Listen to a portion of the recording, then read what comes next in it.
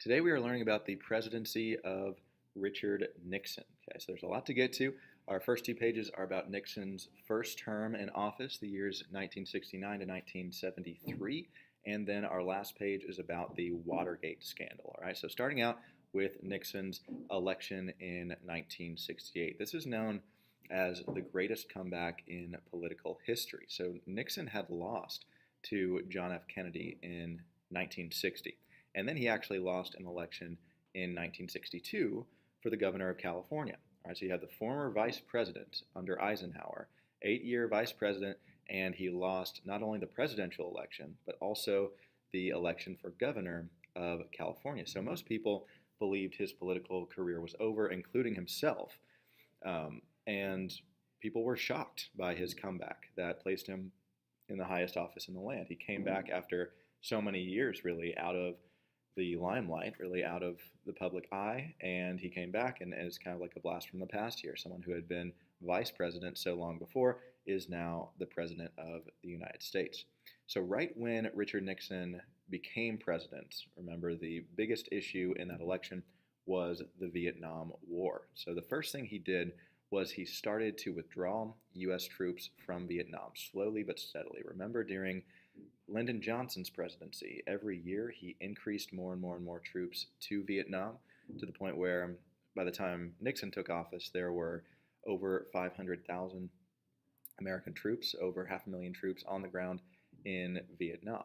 So Nixon, when he took office, he started withdrawing U.S. troops from Vietnam slowly but steadily. Now, the reason why he did it slowly and not all at once is because he said if we did it all at once, then South Vietnam would fall, and all of these Americans who have already died would have died for nothing because we'd lose the war. So his plan was called Vietnamization.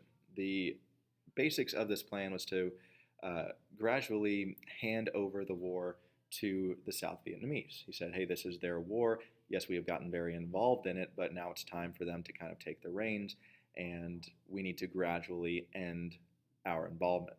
And Nixon insisted on attaining peace with honor. That was the phrase that he used. He said, we don't just want peace, we want peace with honor. And the only way to do that, he said, was to gradually remove troops, hand over the war to the South Vietnamese instead of withdrawing troops all at once. All right. So critics of Nixon said that he took too long to end the war. And then supporters of Nixon said, well, at least he was headed in the right direction the whole time. One issue that Nixon had to face right away within about a year after he became president were two domestic shootings, one that took place at Kent State in Ohio and one that took place in Jackson State, right here in Mississippi. So in May of 1970, there was an anti-war protest on the campus of Kent State in Ohio. And the Ohio National Guard was sent here to kind of break up the riot. And instead of just breaking up the riot, you have some National Guardsmen who actually opened fire into the group of students and actually ended up killing 4 college students during this anti-war protest. And this was a big deal because you have these people who are supposed to be protecting us who actually shot anti-war protesters. And Nixon was just horrified by this, and he also really did not want hawks or supporters of the war to be stigmatized by this, to be associated with the Ohio National Guardsmen who shot and killed these kids. And then just a couple days later at Jackson State College, now Jackson State University, JSU, 2 students were shot and killed by the Mississippi Highway Patrol during another anti-war protest march. And this really served to further divide the country in a lot of ways because this killing, unlike Kent State, had a racial element to it since both of the victims were black. And this really served to further divide the country, and people said, okay, we really need to get out of Vietnam. Nixon is seen as one of the greatest U.S. presidents with regard to foreign policy specifically. He's not really remembered all that well in other areas. Some people say he was not a great president. But with regard to foreign policy specifically, he is remembered as an absolute genius. He had a great mind for it, had a lot of accomplishments with regard to foreign policy, which we're going to go over here. And his right-hand man, kind of his assistant with foreign policy, was a guy named Henry Kissinger, who you see in the picture there right next to Nixon. So he was a Jewish immigrant, and he was one of the most accomplished national security advisors and secretaries of state in all of U.S. history. Again, just a brilliant guy, and he and Nixon together had a lot of foreign policy accomplishments. They really understood how to deal with people from other nations. So first, let's start with the USSR. Our number one enemy. We're still in the Cold War at this point in the 1970s. So what did Nixon do to ease tensions during the Cold War with the Soviet Union? Well, he developed and promoted this foreign policy measure called détente. And the purpose of détente was to ease tensions between the U.S. and the Soviet Union. And Nixon pursued détente basically by presenting himself as an equal to the current Soviet leader Leonid Brezhnev, who took over after Khrushchev died. And this was really important because if Nixon had presented himself as stronger, then the Soviets would have saw us as a threat and someone to have a preemptive strike against or retaliate against. And if Nixon would have presented himself as weaker, then the Soviets would have seen us as someone to walk all over. So Nixon's strategy really of presenting himself through brilliant diplomacy as neither stronger nor weaker, but as the equal of the Soviet leader was a really brilliant strategy. Incredibly effective, okay, because he wasn't seen as either a threat or as someone to be messed with. So he made a lot of progress with Leonid Brezhnev. And one of the biggest accomplishments that Nixon had with Leonid Brezhnev of the Soviet Union was the SALT Treaty, the Strategic Arms Limitation Treaty, SALT. So Nixon and Brezhnev, they agreed to both reduce their number of nuclear warheads. And the purpose of this was to lessen the threat of nuclear war and also to lessen the potential destruction of a nuclear war if that would come about. All right, so neither one was willing to completely give up nuclear weapons. And of course, I'm glad that Nixon didn't do that, because if we had given up all of our nuclear weapons, then we would have been very vulnerable to an attack by the Soviet Union.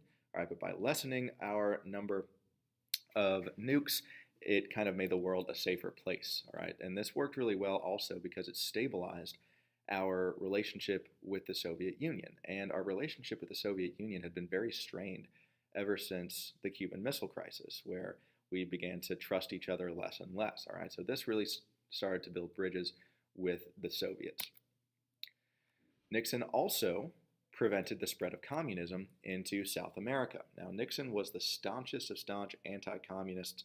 He became famous during his time as a congressman, where he helped to take down a person in the cabinet of the president named Alger Hiss, who was a secret communist. All right, so that's how he kind of had his claim to fame back when he was just a lawyer and a congressman.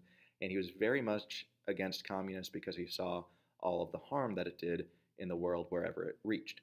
And so when communist candidate Salvador Allende was elected president of Chile in 1970, Nixon immediately said, this is a problem. This is a big problem because up until this point, North and South America has not been infiltrated by communism. And now you have this democratically elected Marxists, this democratically elected communist coming into power in Chile.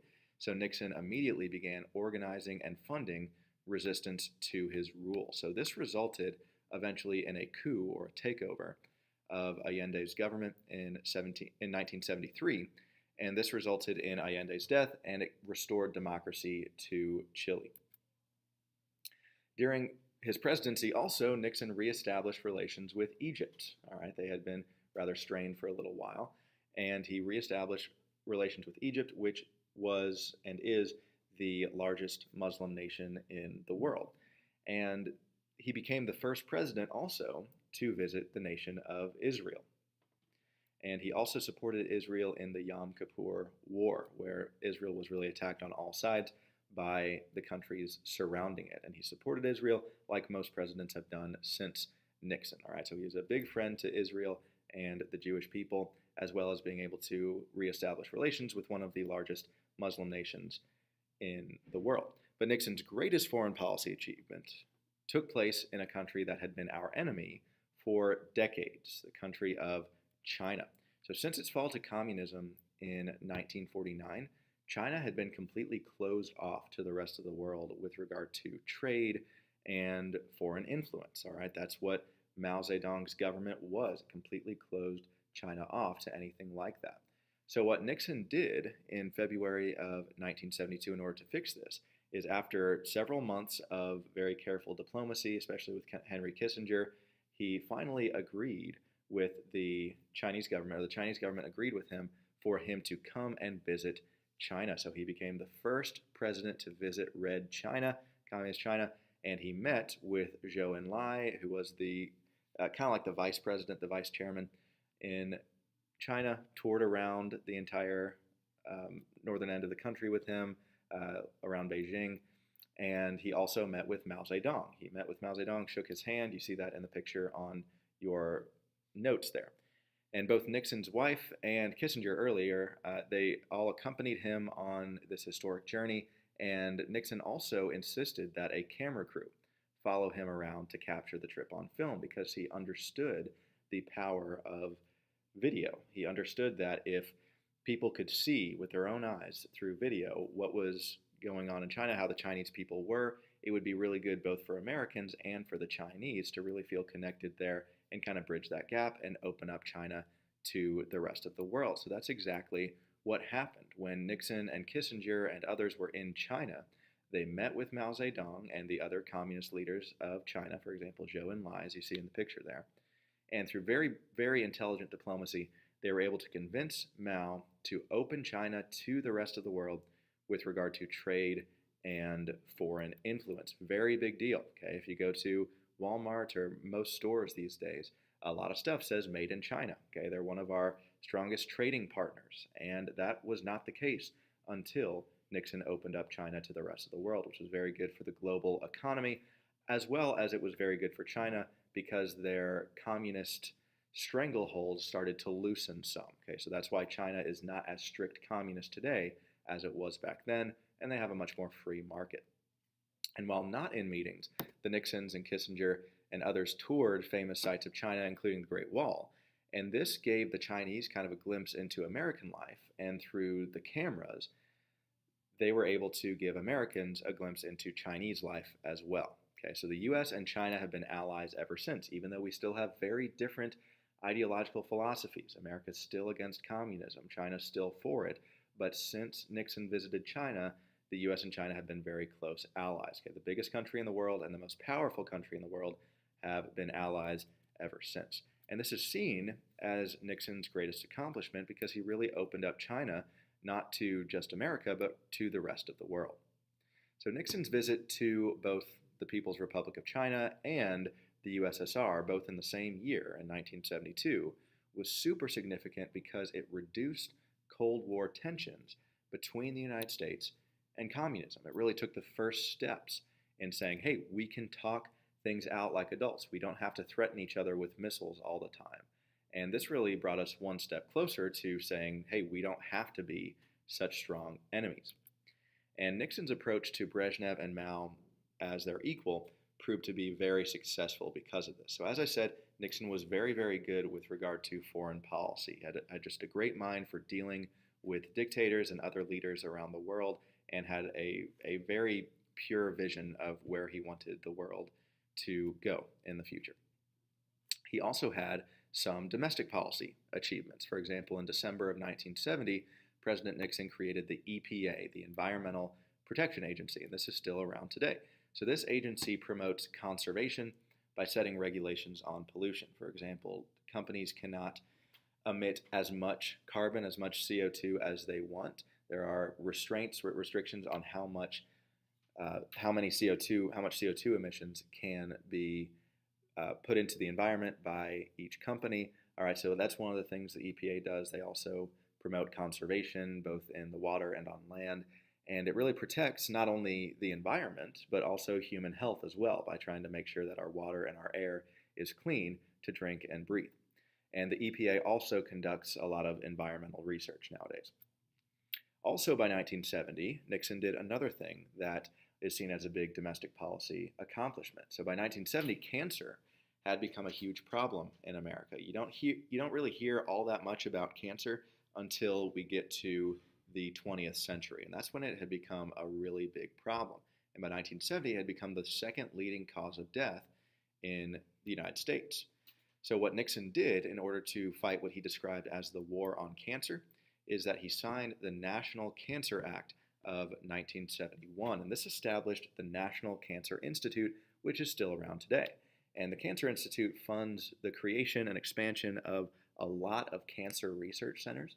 So one day, whenever cancer is cured, which I'm confident eventually one day, however many decades in the future, there will be a cure to cancer, it will probably come from a scientist or a researcher at one of these facilities created by the National Cancer Act that Nixon signed. Okay, so he did a lot of good for our country and for the world. All right, so your hand is probably hurting a little bit right now. I understand it's a lot of notes just on one person's term, first term in office, okay? But that's literally because I could not fit all of his accomplishments on just one page. He was such an accomplished president, did so many great things during his first term, okay? His list of accomplishments was very long, and his approval ratings were very high. So as you can imagine, when he went into re-election in 1972, when he ran for re-election, he won huge, okay? This is the electoral map of the election of 1972. That's just insane. He won every single state except Massachusetts. He won 49 out of 50 states, okay? To give you kind of a benchmark here, President Trump won about 30 states in 2019, and Hillary Clinton won 20 states. So this is a big difference here, okay? This is a massive landslide that so many people were satisfied with how President Nixon was doing in his first 4 years, that he easily won re-election, okay? 49 out of 50 states, he defeated his opponent, George McGovern, in one of the biggest landslides in history. So after this huge victory, and after all that he had done in his first 4 years, it really looked like Nixon was well on his way to going down in history as perhaps the greatest president since Abraham Lincoln. However, he is not remembered that way by most people, and that's because of something that happened right after he got reelected in his second term, and that changed his legacy completely. And that event is called Watergate. Okay, so now go ahead and turn to page 13 of your packets. We're skipping one page in between that, which we'll get to next class.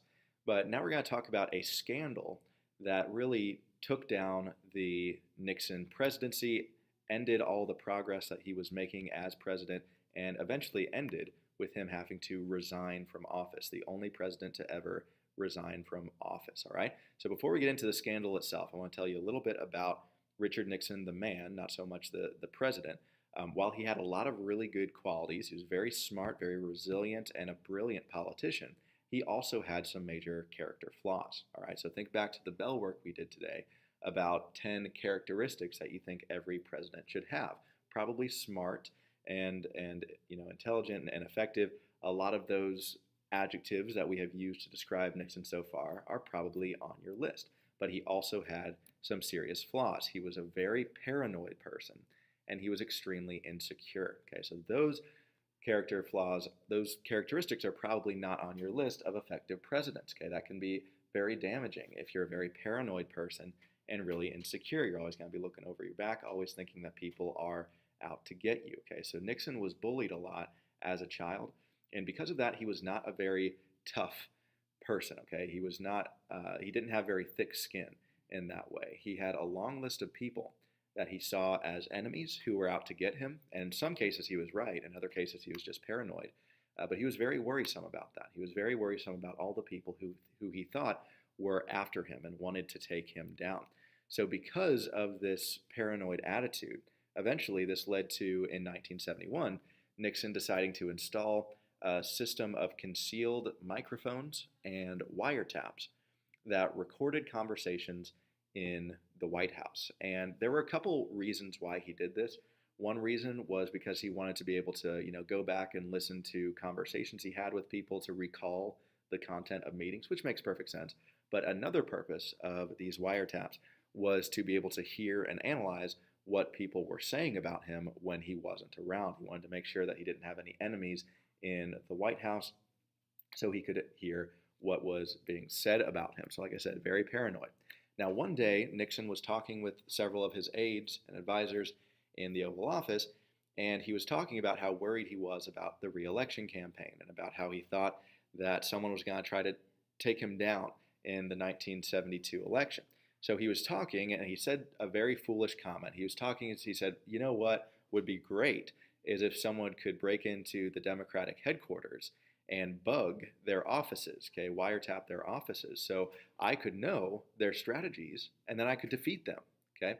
Now, while he was simply just expressing his paranoia, there were some idiot White House aides who actually took this seriously. They said, oh, this is Nixon's underhanded way of telling us that he wants us to do this, okay? That will be seen as heroes if we break into the Democratic headquarters and bug their office so we can hear what's being said and we can win this election. Now, remember how big Nixon won re-election. He had no reason to be worried or paranoid about the Democrats beating him. He won a huge landslide, but that really just kind of goes to show how insecure he was as a person and what that led to, okay?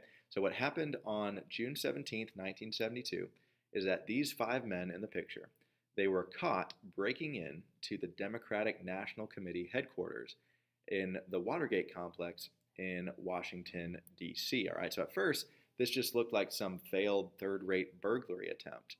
But later on, as the weeks went by, it was revealed that some of these men were actually connected to Richard Nixon. They were actually a part of his re-election campaign, the campaign to re-elect the president. And they were actually not breaking into the building to steal something, but they were actually attempting to wiretap the building. Okay, so whenever this came out, everyone was looking to Nixon. All eyes were on Nixon, saying, okay, what's he going to say about this? Is he going to denounce these guys? What's going to happen to these men who did this thing for Nixon? All right. So while this break-in was not ordered by Nixon himself, nor did he himself know it was happening at the time, he made a huge mistake when this connection was revealed. When it was revealed to him that the people who broke into Watergate were connected with his re-election campaign and were actually trying to do him a favor because of a foolish comment he made, he panicked, okay? He said, oh no, what's going to happen if this all comes back to me? And so he attempted to cover up evidence of the involvement of any of his White House staff because he didn't want any of them to get in trouble because it might all come back to him. So what he did, he went on air and he told the American people that no one in his entire White House staff was involved in or knew about the break-in, okay? So while he was not involved in the break-in and he didn't know about it at first, whenever he learned about it, it was very clear that a lot of members of his White House staff actually did know about it and were involved in it. So whenever he said this to the American people, this was a deliberate lie, trying to cover up the evidence and protect members of his staff. Okay? He also said that an investigation had taken place, which also was a lie. So as the scandal progressed and things got deeper and deeper and people started to realize how he covered it up, he started to fire one staff member after another, hoping that it would all go away, saying, oh, if I just fire Haldeman, it'll all go away. Oh, if I just fire Ehrlichman, then it'll all go away. Okay, and it just never went away. So the big question here is, was Nixon really guilty in all of this? So the short answer is yes. Now, to be clear, Nixon began this scandal as an innocent person who had made some foolish comment about breaking into the Democratic headquarters that had been taken the wrong way. However, after the break-in actually happened and after it was revealed that these guys had connections to his campaign, he made himself guilty by attempting to cover it up after he learned about it, lying to the American people about it, and obstructing justice so that the facts did not come to light that would condemn certain members of his staff. Okay, so one of the famous lines he said was, I am not a crook. He says, I understand why this investigation has to take place. People need to know whether or not their president is a crook. Well, I'm not a crook. I've earned everything I've got, all right? When it turned out that, well, maybe he actually did break the law here. So over the course of 2 years, this scandal did not go away. It got worse and worse. More and more evidence surfaced that certain members of the Nixon staff actually did know about the break-in, and people started to suspect that Nixon himself had actually tried to cover this up and obstruct justice in order to cover up this the evidence for that. So the Supreme Court said, you know what, we have to get to the bottom of this. This has been going on for too long. So what the Supreme Court said was they commanded President Nixon to release the recorded conversations from his White House tapes, okay? Because everyone knew that he recorded all of his conversations in the White House, okay? So this whole time, people are like, well, let's just get our hands on the tapes. And Nixon said, no, I'm not going to give you my tapes. That's my private property. Well, eventually, after this kept going on and on, the Supreme Court came in and said, Mr. President, you're going to have to release these tapes so that the truth can be revealed. They said, hey, if you're really innocent and all these people in your staff are innocent, you shouldn't be worried about it. So he said, okay. And we'll get to that in a second here. But this time is described as 2 years of needless agony that the American people were put through because the American people were so confused this whole time. We didn't know whether or not we can trust our president or the government, and it was just a very, very difficult time, okay? So whenever he released the tapes to the Supreme Court, he said, okay, I'll release the tapes, but I have to edit them a little bit because Nixon was known for his bad mouth. He cursed a lot, all right, said a lot of cuss words, and he said, I don't want the American people hearing me cuss, all right, so I'm going to edit this a little bit and edit out the cuss words, all right, and the Supreme Court said, all right, I guess. And so whenever he submitted the tapes, there were parts missing here and there, okay, 15 seconds here, 20 seconds here, and that can certainly be described as maybe he was just editing out cuss words. But then there was a 17.5-minute gap on one of the tapes. And the Supreme Court said, wait a second, all right, no way were you just cussing for 17.5 minutes. Why is there this huge gap? All right, so people kind of put the pieces together and said, all right, Nixon's trying to hide something. That was probably the part of the conversation where he told them to cover it up. So a lot of the country started calling for Nixon's impeachment, said that he broke the law, therefore he should be impeached and kicked out of office. And he had nearly a complete lack of support in Congress. And as you probably know, a president cannot get much done if the Congress is not on his side, okay? So with all of this, as a result of his actions, President Nixon, after much agonizing because he hated the idea of quitting, he finally, on August 9th, 1974, decided to resign the presidency. Okay, he resigned the presidency and he left office. He is the only president in all of U.S. history to ever resign. Now, his former vice president, Spiro Agnew, had actually resigned a few months earlier because of a different scandal. Okay, so usually it's a president's vice president who takes office, but the person who had been elected with Nixon, Spiro Agnew, was now out of office. And before, when Spiro Agnew had resigned, President Nixon replaced him with Gerald Ford, who was a member of Congress, all right? So the unelected Gerald Ford, after Nixon resigned, he took office and became the 38th president. So Gerald Ford was not elected as vice president because he just replaced Agnew after Agnew resigned. And he was not elected president either because he just replaced Nixon after Nixon resigned. Okay, so some would say that Gerald Ford kind of lucked into the presidency in that way because not a single vote was cast for him, either for vice president or for president. Now, one of the big problems facing President Ford whenever he took office was that so much of his time was spent dealing with leftover Watergate matters. Everyone was saying, oh, is the former president going to be indicted? Is he going to go to jail? Is he going to get fined? What's going to happen here, okay? And President Ford realized that his entire time in office was going to be taken up by Watergate, just like Nixon's last 2 years were.